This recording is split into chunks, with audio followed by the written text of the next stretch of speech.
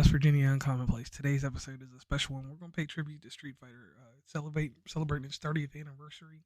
And let's just say this from the get go Street Fighter has been on every system from the 3DO, Amiga, Android, Arcade, the Atari ST, Blackberry, you could name it. It was even on Windows Phone at one time. I had Street Fighter 2 on my phone. Game Boy Advance, Nintendo, Sega Saturn, and everywhere else. The game that is the biggest is Street Fighter 2. Street Fighter 2 has numerous versions. Street Fighter, the World Warrior, was the first one to come out in 1991. And next thing you know, what goes on with that is Street Fighter 2 becomes a phenomenon. Street Fighter 2 Championship Edition comes out. And that's the big one that got me started. Street Fighter 2 Hyper Fighter didn't get that one. Super Street Fighter 2, the new challengers, amazing. But here's one that got me. Super Street Fighter 2 Turbo.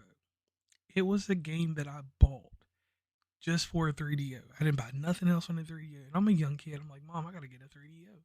So my mom, Rosalind, is like, you definitely can get one, but here's the catch. You get it, you're going to have to enjoy it.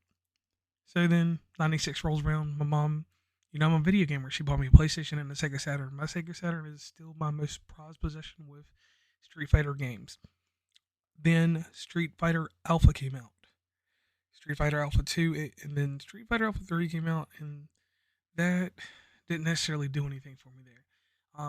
Inside this episode, an amazing thing takes place, though, with the Street Fighter 2 experience. Carmen, a previous guest on the show, she's going to tell us a little bit about why she likes Street Fighter.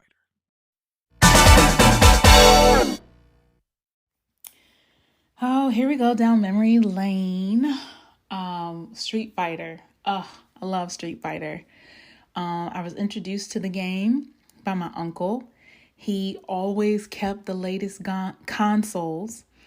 And I remember first playing it on Sega, I believe. And if I'm wrong, maybe someone will... the Sega Genesis, I think. Yes. So he used to play it all the time and it looked really fun. I was like, okay, let me get in on this. And I just remember the first time that I played, I was just pushing all the buttons. I didn't actually know that you could do special moves and things like that. I saw my uncle doing them, but I don't know. I just thought his fingers were moving so quick. I just thought that it was by, like a happy accident. Like he's just pushing all the buttons and it's turning into this special move. But no, he showed me how to get, to the study guide and you can practice the moves and everything. And I tried a couple of people, of course I tried Ken, Ryu, I tried the women. I can't think of their names right off the top of my head. Cause I'm a lady, so I wanted to try, to whoop some tail with some ladies, but it didn't work out. The one character that really took to me and I took to him was Blanca. I love Blanca. I have the shirts. I am a proud fan. And his moves, I don't know. I just like the fact that nobody could beat me. If I'm fighting with Blanca, you're gonna die. And I remember my first time electrocuting somebody, the move actually worked. And it made, then I was unstoppable. So yeah, people used to get real mad with me for that move. But so that's my favorite character. I remember the first time electrocuting somebody. I remember the first time I made it through the game. Made it to fight the big boss with Blanca. It was very exciting. Adrenaline rush like none other. I don't even think I get that excited to play Mortal Kombat or Tekken. I love all those, but I think Blanca just does it for me.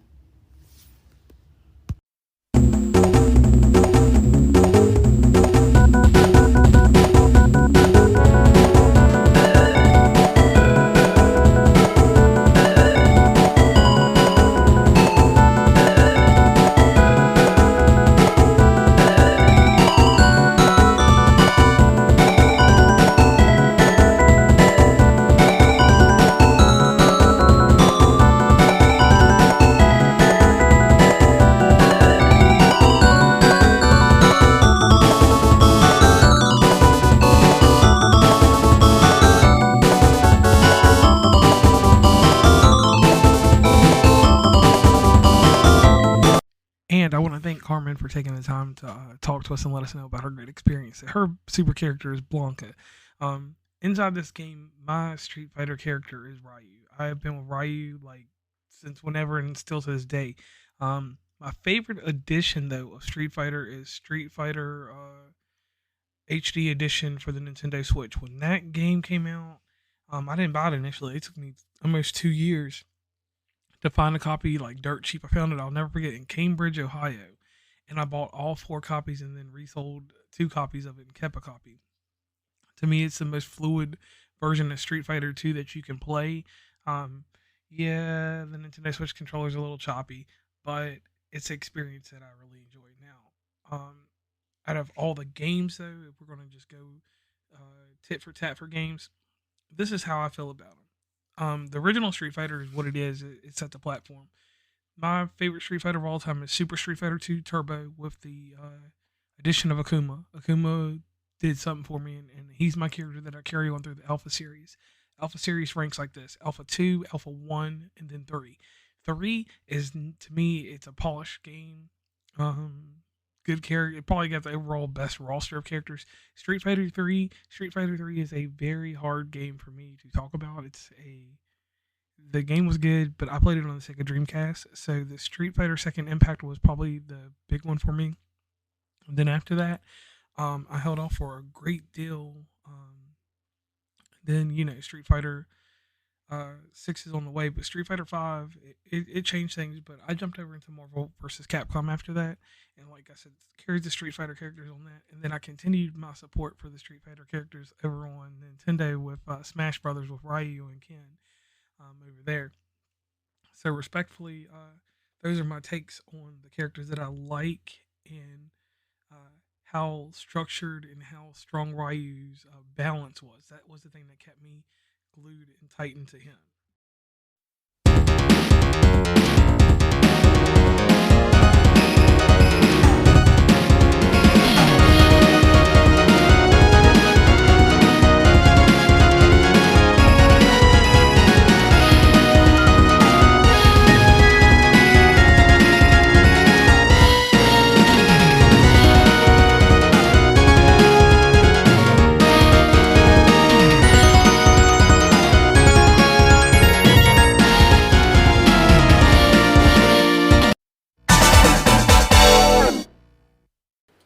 Hey there, WV Commonplace. It is I, Mr.Cac, solo host of the Mr.Cac and Me podcast and co-host to the Rage You Nerd podcast, here to talk a little bit about Street Fighter. Street Fighter is turning 35, which means Street Fighter and I share the same birth year. So hey, I feel like if nothing else, that makes us kindred spirits and I want to talk about it. Now, for me, Street Fighter, the video game, was never the biggest part of my life. But I would have to be a fool to not fully see how impactful this game was. From being something that helped spawn the actual inception of UFC. I mean, that's true. You can go look that up. UFC pitched their idea as we want to show people a live action Street Fighter / Mortal Kombat, a real life video game, to creating some of the most amazing, most bizarre film adaptations. And I'm not just talking about the animated, I am also talking about the god-awful live action. But the game itself, to me, is synonymous with the fighting game genre. I think it's always going to come down to when someone says, hey, do you want to play a fighting game? Your mind is either going to go Street Fighter or it's going to go Mortal Kombat. But Street Fighter set the stage. Street Fighter 2, I think it was 1991, established what pretty much has become the staple, or the staple at the time, of fighting games, to the point that it was continually copied over and over and over again. And you gotta give credit then, making Street Fighter essentially the fighting game when you look at it historically. The fact that Street Fighter is still part of Evo Competition Championship Series, still a part of any kind of competitive esport fighting scene, shows you that over 35 years there have been countless games added, countless games designed, but Street Fighter still holds the mantle of being the fighting game. But like I told Captain Sparrow, my true wisdom, my true passion, my true liveliness when it comes to wanting to discuss Street Fighter goes back to the films, the cartoons, the animated films. But let's really talk about the live action Street Fighter movie. Probably the single worst thing to ever happen to video games turned movies. In fact, I'm not even sure why, when Street Fighter was adapted, it didn't just kill any notion of doing live action Street Fighter movies. But the Street Fighter movie from 1994 starring Jean-Claude Van Damme as Guile, and the guy that played the father of the Addams Family as General Bison, and Kylie Minogue as Cammy. So, I mean, this wasn't a testament to cinema. This was a complete crap show.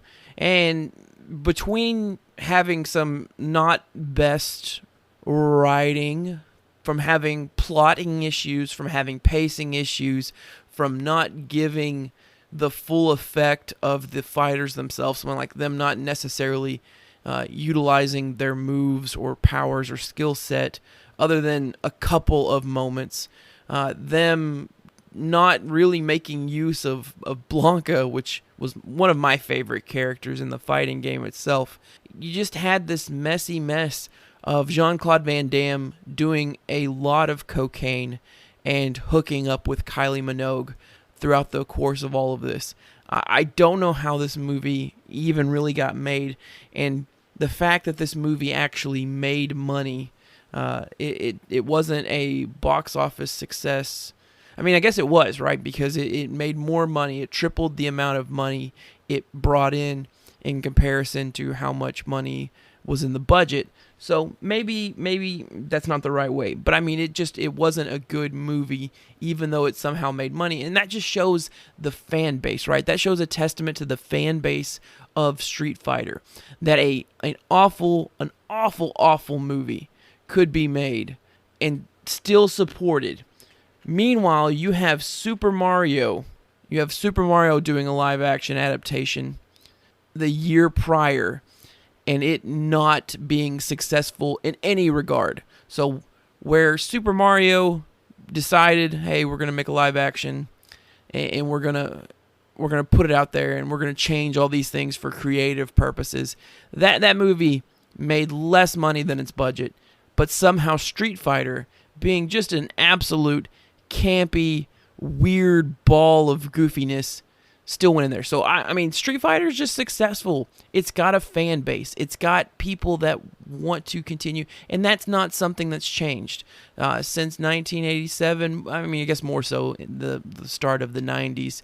Street Fighter is just endeared to its fan base, and its fan base is very loyal, very fierce, and very willing to give their money over to this franchise. And at the end of the day, that's what really matters. You know, I would argue that in my eyes, Mario is a bigger game than Street Fighter, or a bigger franchise than Street Fighter. And yet, if you compare the two crappy movies, Street Fighter blew the Super Mario movie, the live action adaptation, out of the water.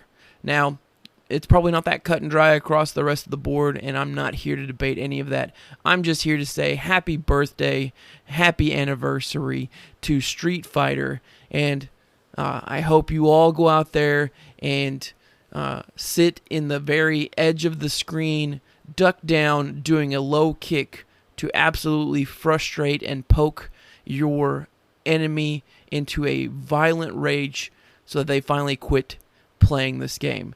And if you can do that, then you are living a true testimony to the power of Street Fighter on its birthday. All right. Again, this has been Mr. Cac from Rage You Nerds and the Mr. Cac and Me podcast. Hope y'all enjoyed. And I want to thank Mr. Cac for coming on and helping out with the show and definitely giving us a little bit of insight into the Street Fighter movie, because it was one rough thing. And to anybody else that has helped out along the way with the Street Fighter episode, this has been a pleasure doing it. And just, if you're not a fan of Street Fighter, take some time before you stop playing games and actually try it out. It is one of the better things.